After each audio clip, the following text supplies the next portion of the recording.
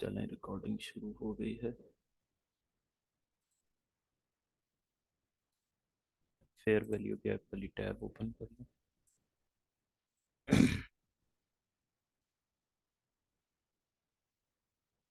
आ, चलें, आपके सामने इस वक्त जो है फेयर वैल्यू गैप ओपन है। फेयर वैल्यू गैप्स, और इसे हम आम लफ्ज़ में इम्बैलेंसेस भी कहते हैं। और ये जो कल मैं चीज़ पढ़ा रहा था, आज थोड़ा सा क्लियरली सिर्फ फेयर वैल्यू गैप को देखेंगे और कोशिश करेंगे कि फेयर वैल्यू गैप की एग्जैक्ट जो कंडीशन है वो हम पढ़ें कि क्या होता है। सबसे पहले जो चीज़ है फेयर वैल्यू गैप में वो ये है कि हमें तीन कैंडल्स चाहिए। थ्री कैंडल्स, सही है। थ्री कैंडल्स सिर्फ और सिर्फ। अच्छा, यहाँ पे कल भी हमने ये चीज़ उधर पढ़ी थी, लेकिन अब थोड़ा सा क्लियर हो जाएगा। ये फेयर वैल्यू गैप है, सही है। फेयर वैल्यू गैप की यहाँ पे कंडीशन पूरी पूरी हो जाती है। अब उसमें होता क्या है कि मार्केट नीचे से ऊपर जा रही है, ये चूंकि बेरिश फेयर वैल्यू गैप की एग्जांपल है, तो नीचे से ऊपर कैंडल है। अब जो फर्स्ट वाली कैंडल है ना, ये वाली कैंडल, सही है, ये 60 70 80% केसेस में जो है ये हमें ग्रीन चाहिए अगर हम डाउन साइड को देख रहे हैं, सही है। तो ये हमें ग्रीन चाहिए। नेक्स्ट कैंडल कोई भी हो सकती है, बुलिश भी हो सकती है, बिरिश भी हो सकती है, रेड भी हो सकती है, ग्रीन भी हो सकती है, सही है। उससे जो नेक्स्ट कैंडल है ना, उसका बिहेवियर हमें ये चाहिए। बिहेवियर इस तरह से चाहिए कि वो थोड़ा स्पीड से जाए, और स्पीड से जाते वक्त वो जो पहले वाली कैंडल थी, बिल्कुल उससे पहले वाली कैंडल, बिल्कुल दरमियान वाली कैंडल, उसका जो लो है उसको ब्रेक करे और स्ट्रांगली नीचे जाके क्लोज हो, सही है। अब इसमें कुछ भी हो सकता है, बहुत ज्यादा आगे भी जा सकती है, मतलब थोड़ा सा भी हो सकती है, लेकिन बहरहाल स्ट्रांगली नीचे जाके क्लोज होना चाहिए, और उसमें होना ये चाहिए कि वो इसके लो को ब्रेक। अब ये जो इसके बाद वाली कैंडल है, फोर्थ कैंडल, ये भी बहुत ज्यादा इंपॉर्टेंट है। ये वाली कैंडल, ये इंपॉर्टेंट कैसे है? ये इंपॉर्टेंट इस तरह से है कि अगर ये इसको यहीं से टेस्ट करके वापस चली जाती है, सही है, तो उस सूरत में फिर ये वैलिड नहीं होगा, सही है। अगर ये कैंडल यहाँ पे इसको टेस्ट करती है, इसी कैंडल को, ये वाली कैंडल इस एरिया को फिल करती है और फिर नीचे चली जाती है, तो फिर उस सूरत में ये वैलिड नहीं होगा, सही है। अगर ये यहाँ पे ये एरिया रिमेन रखती है, बाकी रखती है, तो फिर उस सूरत में ये वैलिड होगा। जो नेक्स्ट ट्रेड होगी फिर उसके बाद वो जब इसको मार्केट रिट्रेस करेगी इस एरिया को, तो हम तब ट्रेड करेंगे। ये इस तरह से ये वाला एरिया फेयर वैल्यू गैप कहलाएगा। ये ये फेयर वैल्यू गैप कहलाएगा। यहाँ पे ये इसकी एग्जांपल लिखी हुई है, ये आपने नोट कर लेनी है। इसकी मैं पिक्चर भी आपको भेज दूंगा। A gap of liquidity left during the moving down in price price मतलब लिक्विडिटी जो है, मार्केट कल मैंने क्या चीज बताई थी कि मार्केट को जहां पे वो कर रहे होते हैं, रिवर्स करना चाह रहे होते हैं या कंटिन्यू करना चाह रहे होते हैं, ये वाला जो मॉडल है ये दोनों सिचुएशंस में हमें मिलता है। फॉरवर्ड ट्रेड्स में भी मिलता है और रिवर्स ट्रेड्स में भी मिलता है। और उसमें होता क्या है कि बेसिकली लिक्विडिटी पीछे रह जाती है, क्योंकि जो हमने चीज डिस्कस की थी कि हम वो जो उनके एल्गोरिदम्स होते हैं उनको हम कैच नहीं कर सकते, तो हम क्या करेंगे, उनके सेकंड स्टेप को कैच करेंगे। और सेकंड स्टेप हम तब कैच कर सकेंगे जब इस तरह का फेयर वैल्यू गैप क्रिएट होगा और मार्केट उसको रीटेस्ट करेगी। और ये बेसिकली लिक्विडिटी होती है जो उनकी रह जाती है। एक दफा फिर मैं ये चीज बताऊं, कल मैंने एग्जांपल कुछ इस तरह से दी थी कि फर्ज करें फर्ज करें कि एक एक ट्रक है हमारे पास, सही है, और उसमें कोई हमने घर का सामान लेकर जाना है। अब घर का सामान बहुत ज्यादा है, आधा सामान हम लेकर चले गए हैं। अब क्या होगा कि जो ट्रक है उसको हमें वापस लाना होगा। ट्रक वापस आएगा, फिर से सामान को उठाएगा, पिक करेगा और फिर जाएगा। या हम इसको कह सकते हैं कि फर्ज करें अगर $1000, 1000 ट्रेड्स उन्होंने लगाई हैं, 1000 ट्रेड्स उन्होंने लगाई हैं और उसमें उन्होंने $1 अरब पुट किए हैं, कि 1 अरब डॉलर की लिक्विडिटी पुट की है उसमें।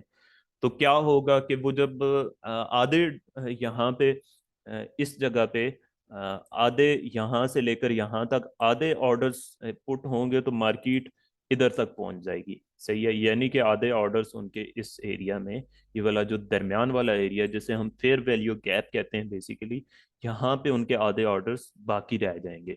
और फिर उससे जो नेक्स्ट कैंडल है वो भी उसी वॉल्यूम की वजह से आगे चली जाएगी और वो वापस इसको रिट्रेस नहीं कर पाएगी इस एरिया को।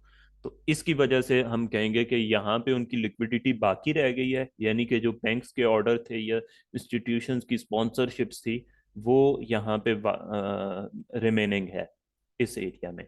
तो क्या होगा कि रिट्रेस करेंगे इस एरिया को और फिर यहाँ से जाएंगे। उसमें ये वाली शर्त बहुत ज़्यादा ज़रूरी है। सही है कि मतलब जो दरमियान वाली कैंडल है उसके लो को ब्रेक करके मार्केट चाहिए। हम बीरिश जो स्ट्रक्चर है उसको डिस्कस कर रहे हैं फिल वक्त। ये इसकी आगे मजीद है, the key point in identifying these FEG is that gap is only calculated by the impulse up और डाउन कैंडल। बहरहाल यही चीज़ मैंने आपको उर्दू हिंदी में बता दी है। कुछ इंडियन से भी दो तीन लोग हैं तो इसलिए मैं हिंदी का वर्ड यूज़ कर रहा हूँ। अच्छा, अब यहाँ पे इसमें ये बुलिश ऑर्डर ब्लॉक है, बुलिश फेयर वैल्यू गैप है। अच्छा, इससे पहले चूंकि मैंने एक बुलिश ऑर्डर ब्लॉक की वीडियो रिकॉर्ड की है वो कल अपलोड करनी है तो वो मेरे मुंह पे ऑर्डर ब्लॉक चढ़ा हुआ था। अच्छा, ये बुलिश फेयर वैल्यू गैप की मिसाल है। अब यहाँ पे बुलिश फेयर वैल्यू गैप जो है कहाँ पे कंप्लीट होता है, इन तीन कैंडल से कंप्लीट होता है ये। अच्छा, ये कैंडल बनी, सही है, उसके बाद नेक्स्ट कैंडल बनी। अब उसने इस कैंडल को इस जगह पे, यहाँ पे आप देखें, यहाँ पे इस जगह पे ये ये देखें, इस कैंडल के हाई को ब्रेक किया और ब्रेक इतना किया कि काफी ऊपर जाके क्लोज हुई। अब जो नेक्स्ट कैंडल बनी उसके बाद ये वाली कैंडल, सही है, ये वाली कैंडल। अब ये कैंडल जब बनी तो अगर तो ये इसको पूरा रिट्रेस कर जाती है इस तरह से, यानी इसकी विक बनती और ये यहाँ तक आती और यहाँ से होके विक बनाती, सही है, और फिर ऊपर चली जाती, तो फिर उस सूरत में ये फेयर वैल्यू गैप वैलिड ना होता। अब ये चूंकि यहीं से ऊपर जाके क्लोज हो गई इस जगह पे, सही है, तो फिर हमारा फेयर वैल्यू गैप जो था वो, ये हमारा फेयर वैल्यू गैप था कि इस एरिया की जो लिक्विडिटी है वो मार्केट ने पिक नहीं की, तो ये फेयर वैल्यू गैप बन गया है हमारा। तो ये हमारा फेयर वैल्यू गैप है। ये हमने बुलिश फेयर वैल्यू गैप की मिसाल पढ़ी और ये हमने bearish fair fair value gap की मिसाल पढ़ी है। मैं कोशिश करूंगा कि सिर्फ फेयर वैल्यू गैप पे एक 10 से 1 मिनट की वीडियो रिकॉर्ड करके अपलोड कर दूं ताकि जब भी आपको ना समझ आए आप दोबारा से उसको पढ़ लें। लेकिन चूंकि हम इसको मार्केट से पूरी रिलेट करेंगे कि किस तरह से हमने ट्रेड लेनी है और कहाँ पे मार्केट ने जाना है, तो इसलिए ये जो क्लास है ये जाहिर है फेयर वैल्यू गैप की एग्जांपल्स और बाकी उसमें चीज़ें होंगी। फेयर वैल्यू गैप जो है, अगर आपको समझ आ गया ये डेफिनेशन यहाँ तक, तो मुझे आप बताएं अगर किसी का यहाँ तक कोई सवाल है, क्योंकि इसके बाद हम फिर चार्ट पे जाएंगे, इसकी जो प्रैक्टिकल एग्जांपल्स है वो देखने।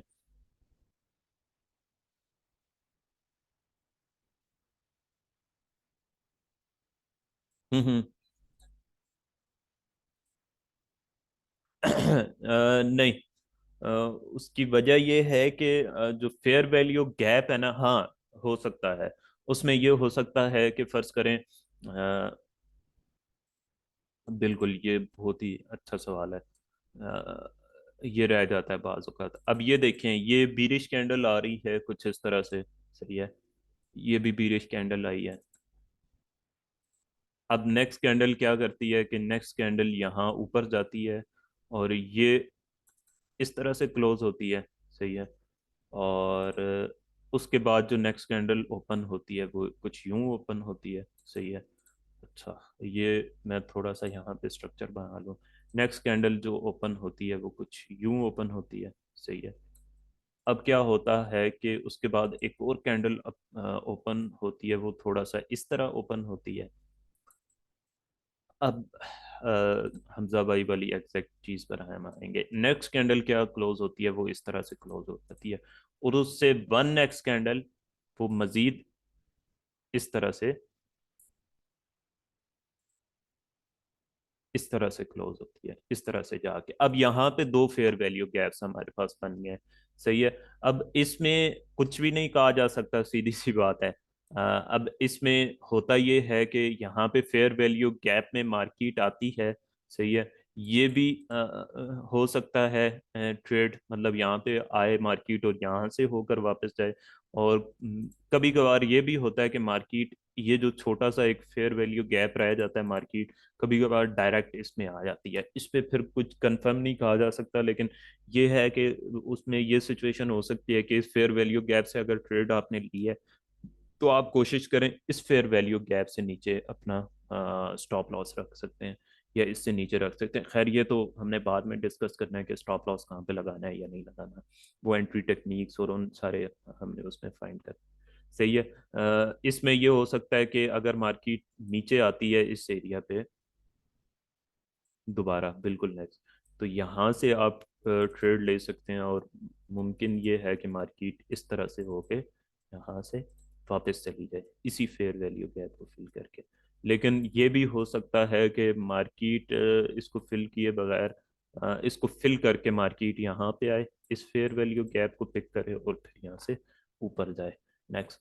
तो ये दोनों प्रोबेबिलिटी रहती है। लेकिन जब तीन से ज्यादा फेयर वैल्यू गैप्स बन जाते हैं, तो फिर हम उस चीज को छोड़ देते हैं। उसमें होता ये है कि बाज औकात यहाँ पे हम फर्ज करें 30 मिनट का टाइम फ्रेम देख रहे होते हैं, तो किसी और टाइम फ्रेम में M15 में या M45 में या H1 में मार्केट कोई ना कोई फेयर वैल्यू गैप पिक करके जा चुकी होती, और हम कोई और टाइम फ्रेम देख रहे होते हैं।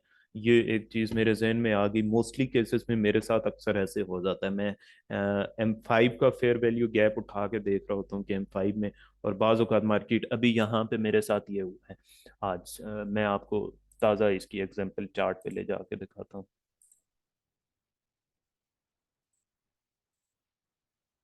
अच्छा।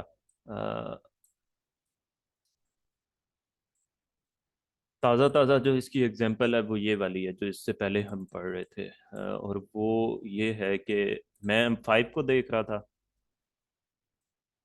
सही है। और M5 पे फेयर वैल्यू गैप जो है वो यहाँ पे बना। सही है।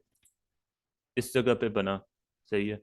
और मैं इंतज़ार कर रहा था कि यहाँ पे कोई फेयर वैल्यू गैप बने इस जगह पे। लेकिन मार्केट में ये M5 में ये फेयर वैल्यू गैप था, और यहाँ पे दो फेयर वैल्यू गैप बन चुके थे। सही है। जो बिल्कुल इससे पहले हमने एग्जांपल पढ़ी है, बिल्कुल सेम वो यहाँ पे मौजूद है। जबकि अगर हम M3 को भी उठा के देते देखते, तो हम, बल्कि उसमें ये है कि मैंने M5 के फेयर वैल्यू गैप को फिर इसलिए ट्रेड नहीं किया कि स्टॉप लॉस थोड़ा सा बड़ा बन रहा था। सही है। यहाँ पे अगर मैं ट्रेड एग्जीक्यूट करता इस जगह पे, इस जगह पे ये फेयर वैल्यू गैप यहाँ पे M5 का बन रहा है, यहाँ पे अगर मैं ट्रेड करता तो फिर जो स्टॉप लॉस था मुझे वो काफी ऊपर जाके लगाना पड़ता इस जगह पे,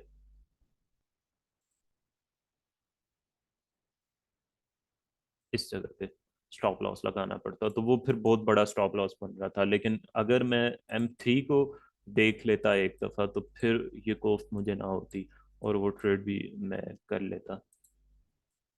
अब यहाँ से हम ट्रेड एग्जीक्यूट करते इस एरिया से, यहाँ से अपना स्टॉप लॉस रखते, तो ये 1/3 की जो है, आराम से 1/3 को यहाँ तक अगर हम लें इस एरिया तो ये आराम से 1/3 की रिस्क एंड रिवॉर्ड रेशियो बनती है। इसमें आप देखें तो ऑलमोस्ट कोई 15 पिप्स का स्टॉप लॉस बन रहा है, और कोई 40 पिप्स का टेक प्रॉफिट बन रहा है। तो इंट्राडे में इतनी ट्रेड्स होती हैं, मतलब इंट्राडे में अगर 40 पिप्स आपको मिले हैं तो ये बहुत होते हैं, उसमें आपने रिस्क मैनेजमेंट करके ट्रेड करना होता है।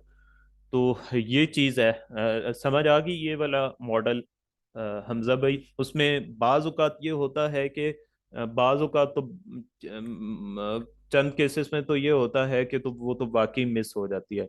लेकिन मोस्टली केसेस में है वो ये होता है कि हम एक टाइम फ्रेम देख रहे होते हैं और फेयर वैल्यू गैप किसी और टाइम फ्रेम में बन जाता है, और उसमें मार्केट पिक करके उसको वहां से कन्वे कर देती है। अच्छा।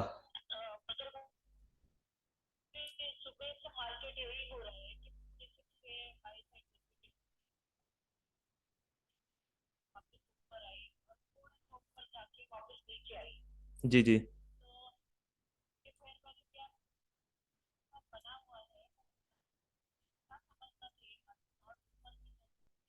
अच्छा वो चलें, उसको तो हम बाद में डिस्कस करते हैं। वो तो और है, हम फिल वक्त तो सिर्फ फेयर वैल्यू गैप को डिस्कस कर रहे हैं।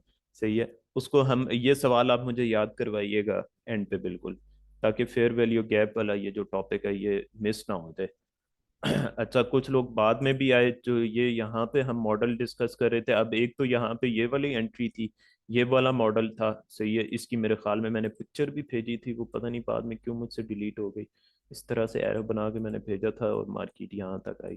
सही है। लेकिन मैं इसको ट्रेड नहीं कर सका, उसकी वजह ये है कि यहाँ से मेरा स्टॉप लॉस बहुत बड़ा बन रहा था, और मैं यहाँ से इसको ट्रेड करना चाह रहा था ताकि स्टॉप लॉस छोटा बने।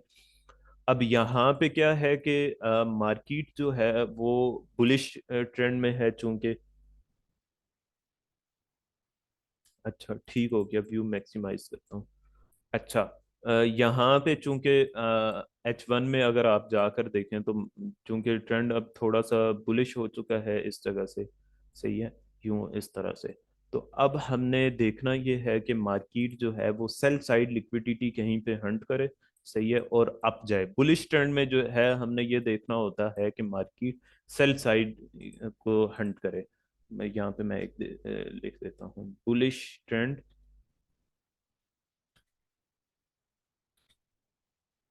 में जो चीज हमने देखनी होती है ज्यादा, मतलब 90% केस इसमें वो ये होता है कि सेल साइड।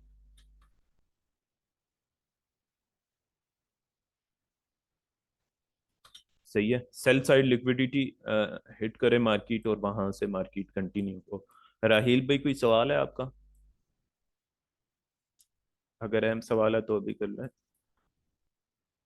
अच्छा अब ये देखें कि ये stop loss sell side liquidity Hunt हुई है, स्टॉप लॉस हिट हुए हैं ऑलमोस्ट भी। ये कोई अच्छा ये भी चीज़ मैं आपको बता लूँ, ये 10-20% 30% मैक्सिमम, इससे ज़्यादा नहीं। और इंट्राडे में जो 80-90% होते हैं वो यही 10-30-20, मतलब 20-15-10 पिप्स इतना बेसिक ये बाय साइड लिक्विडिटी भी और सेल साइड लिक्विडिटी भी हंट होती है। अब ये देखें, ये यहाँ पे हंट हुई, मार्केट वापस जाके क्लोज हुई। अब हमें इस जगह पे कंफर्म कब होगा? कंफर्म तब होगा जब मार्केट जो है ये वाली चीज यहाँ पे बनाएगी।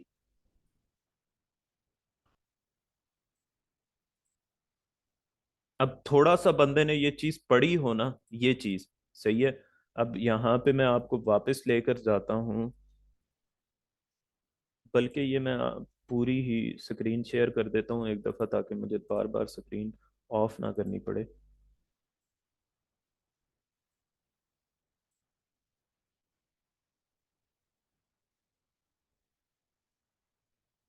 अच्छा अब ये वाली जो यहाँ पे हमें एग्जाम्पल मिली है, ये वाला जो सेटअप है ना, ये एग्जैक्ट इससे पहले हम एग्जाम्पल में पढ़ चुके हैं, वो जो एग्जाम्पल वाली पिक्चर थी हमारे पास। सही है। ये वाली पिक्चर। अब यहाँ पे हमने वो बाय वाला सेटअप देख रहे हैं, लेकिन यहाँ पे ये सेल वाला सेटअप है। अब ये देखें, एक ग्रीन कैंडल है, बिल्कुल टॉप पे डॉजी कैंडल एक बनी है। डॉजी कैंडल एक इनडिसीजन कैंडल, मतलब ये है कि उसमें सेलर्स और बायर्स बराबर हो गए हैं तकरीबन। उससे बिल्कुल जो वन नेक्स्ट कैंडल बनी है वो उसने यहाँ पे आके फेयर वैल्यू गैप बनाया है। जो नेक्स्ट टू कैंडल्स बनी है उन्होंने इस तरह से फेयर वैल्यू गैप क्रिएट किया है। और यही चीज यहाँ पे है। सही है। मार्केट डाउन आ रही है, यहाँ पे सेल साइड लिक्विडिटी उसने पिक की है, और यहाँ पे एक डॉजी कैंडल सा इनडिसीजन कैंडल बनाई है। और उसके बाद मार्केट ने यहाँ पे ये देखें, ये फेयर वैल्यू गैप बनाया है यहाँ पे इस तरह से।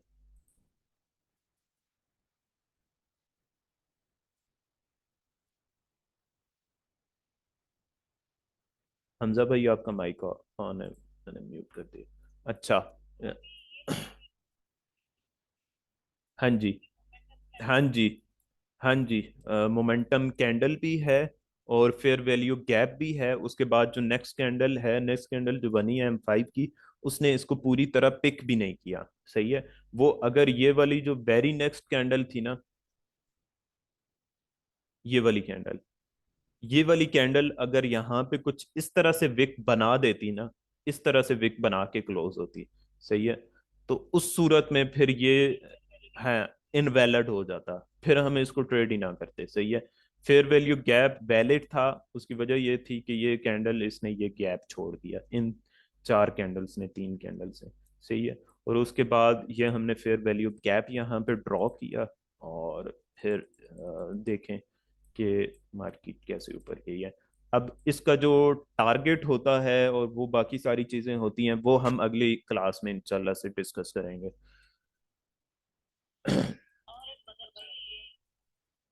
जी जी, यहाँ।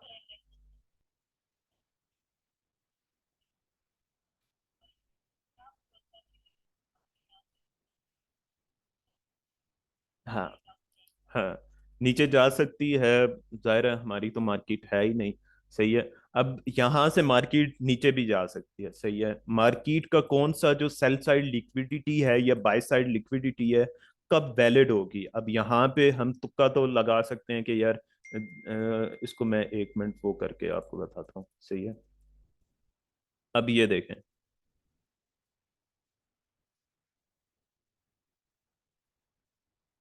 हो गया भाई क्लोज। अच्छा, अब ये देखें यहाँ पे, इस सारे को करते हैं क्लोज। अब यहाँ पे तो ना मैं कह सकता हूँ ना आप कह सकती हैं कि यहाँ पे ये बाई साइड लिक्विडिटी हिट होगी और मार्केट उसके बाद यूं नीचे आ जाएगी डायरेक्ट। सही है। हम एक प्रोबेबिलिटी डिस्कस जरूर कर सकते हैं, सब कहते हैं, सही है, कि यहाँ से ऊपर जाएगी और नीचे आएगी। सही है। लेकिन कंफर्म हम कोई चीज नहीं कह सकते। कंफर्म जो है वो तब होगा हमारा सेटअप, कि एक तो हमारा टाइम शुरू हो चुका हो, और दूसरा उसके बाद ऊपर जाने के बाद मार्केट उसको हिट करने के बाद यूं फेयर वैल्यू गैप क्रिएट करेगी, मोमेंटम शिफ्ट होगा और उसके बाद नीचे आएगी। सही है। ये इस सूरत में जो है, चूंकि बाय ट्रेंड था तो नीचे से ऊपर जाने वाला जो मॉडल था वो ज्यादा सक्सेसफुल था, वो ज्यादा सक्सेसफुल होता है बाय ट्रेंड में। जो बाय की ट्रेड वाला सेटअप होता है वो ज्यादा सक्सेसफुल होता है, और इसी तरह से सेल ट्रेंड में जो सेल वाला सेटअप होता है वो ज्यादा सक्सेसफुल होता है। लेकिन बाज औकात बिल्कुल उस सूरत में कि देखें, अब यहाँ पे डेली की कैंडल पे चले जाते हैं। सही है।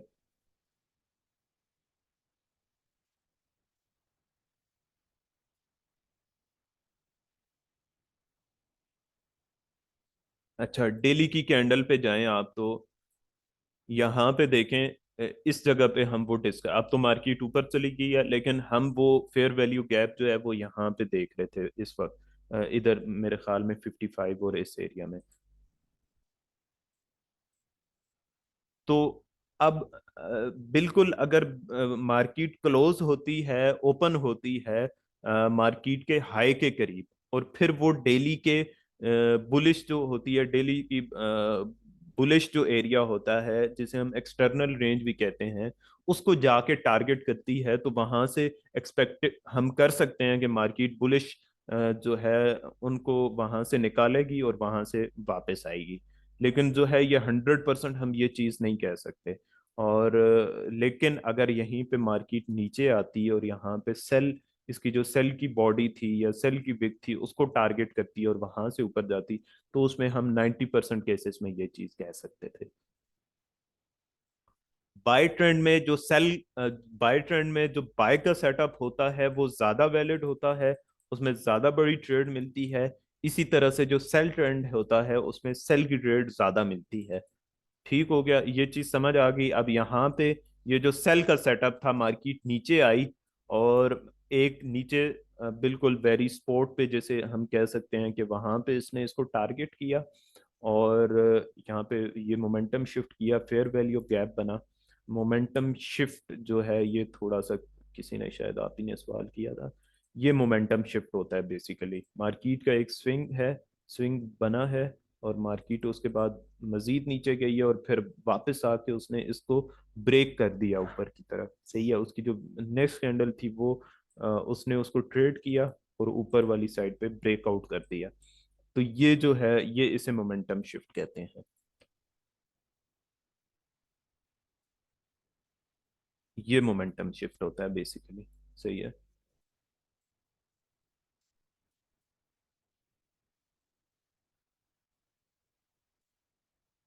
ये ये मोमेंटम शिफ्ट की जो है एग्जांपल है ये। अब यहाँ पे मार्केट जो है इस तरह से रिट्रेस करती है, सही है। तो यहाँ हम फेयर वैल्यू गैप ढूंढेंगे और मार्केट यहाँ से यूं इस तरह से ऊपर जाएगी। तो हम पहले वाली मूव को तो कैच नहीं कर सकते, और हम जितनी भी ये एनालिसिस होते हैं सब कुछ होते हैं ये प्रोबेबिलिटीज होती हैं, सही है। कंफर्म चीज तब होती है जब वो इस तरह से हमारा सेटअप बना लेती है। अब ये वाले सेटअप अब देखना शुरू कर दें। अब यहाँ पे भी इसने बाय साइड जो है लिक्विडिटी आप कह लें कि उसके बाद ये वापस आई है, लेकिन यहाँ पे इसने हमारा सेटअप नहीं बनाया इस जगह पे।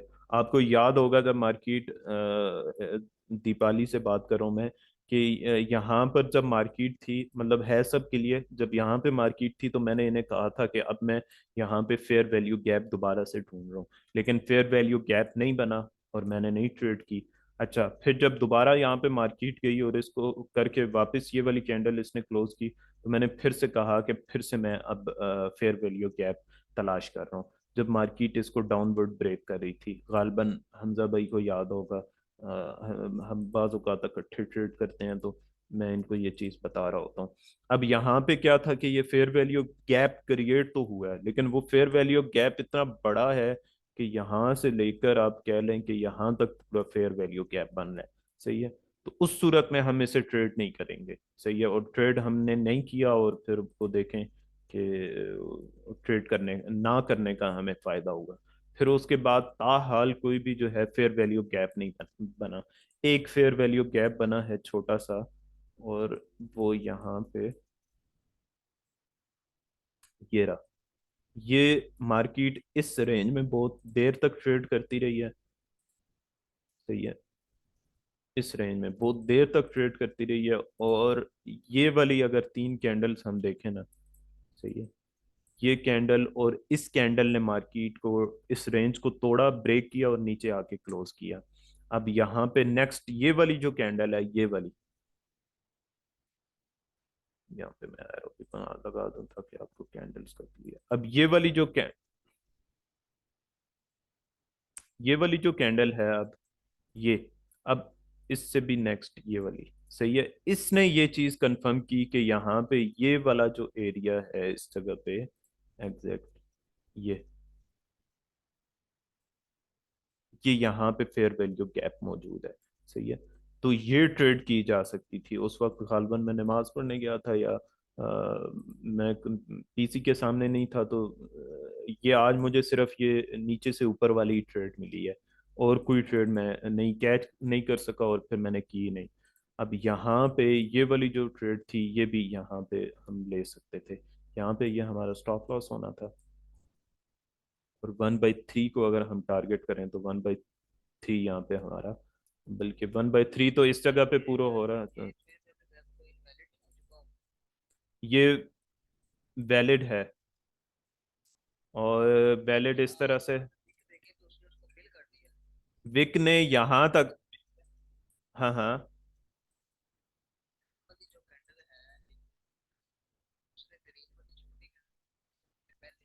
हम्म, हम्म। ये देखें गैप ये थोड़ा सा बीच में रहा है ना इस जगह पे। आप सही हैं, आप सही कह रहे हैं, आप सही कह रहे हैं। हाँ, आप सही कह रहे हैं, आप बिल्कुल सही कह रहे हैं, मैं गलत कह रहा हूँ, वो मैंने ये चीज़ नहीं नोट की। वाकई आप बात सही कह रहे हैं कि उसने, हाँ, हाँ, हाँ, वो उस विक ने फिल किया हुआ है, ये आपकी बात दुरुस्ती, गुड। अच्छा, ये, हाँ, ये मॉडल आपका सही है। बहरहाल ये है कि इसको चलें हम डिस्कस नहीं करते, ये बात आपने बिल्कुल दुरुस्त की है। चूंकि उसने फिल कर दिया था तो ये हमारा मॉडल ही नहीं है। तो इसमें मेरे ख्याल में फेयर वैल्यू गैप का जो है ना, वो तकरीबन हम ये दो तीन एग्जांपल डिस्कस कर चुके हैं, और एग्जैक्ट जो एग्जांपल्स हैं वो भी हम डिस्कस कर चुके हैं। तो अब यहाँ पे अब ये M15 में है। अब देखें, मार्केट मुसलसल किसी भी टाइम फ्रेम में फेयर वैल्यू गैप्स बना रही होती है, और फेयर वैल्यू गैप्स तब वैलिड होते हैं जब मार्केट जो है मोमेंटम शिफ्ट करने के बाद ऊपर चली जाती है या नीचे चली जाती है। अब देखें यहाँ पे भी ये मोमेंटम शिफ्ट हुआ है इस जगह पे, सही है। ये मोमेंटम शिफ्ट हुआ है, M15 ये खोला हुआ है, बड़ा टाइम फ्रेम खोला हुआ है, और यहाँ पे ये फेयर वैल्यू गैप बना है, सही है। मोमेंटम शिफ्ट के बाद फेयर वैल्यू गैप वैलिड होगा, ये चीज याद रखिएगा। और इसने यूं हमें नीचे की तरफ ट्रेड दिया है, लेकिन इसको हम ट्रेड नहीं करेंगे। उसकी वजह यह है कि इसमें हमें कोई खास रिस्क एंड रिवॉर्ड रेशो नहीं मिलेगी। 1/2 की मिल रही है, और 1/2 से भी कम मिल रही है। तो ऐसे फेयर वैल्यू गैप्स भी, अब वो वैलिड तो है, देखें उसने मार्केट को नीचे पुश किया है, लेकिन बहरहाल हम उसे ट्रेड नहीं करेंगे। हमारा सेटअप नहीं वहां पे कंप्लीट हो रहा। तो ये मोमेंटम शिफ्ट हुआ, मार्केट नीचे आई, लेकिन अब हमारा अगर यहाँ पे स्टॉप लॉस छोटा होता तो हम इसको ट्रेड करते। जी जी। आ,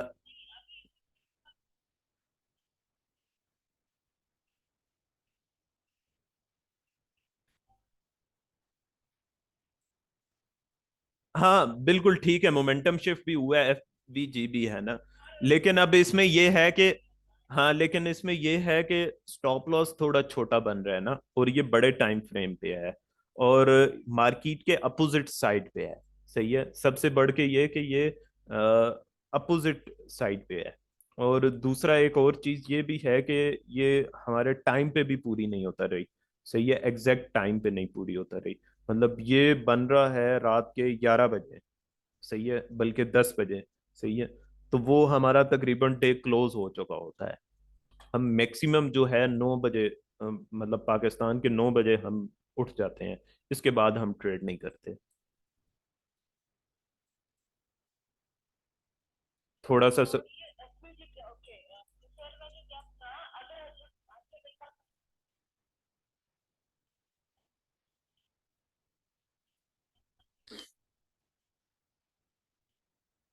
नहीं समझ आई मुझे।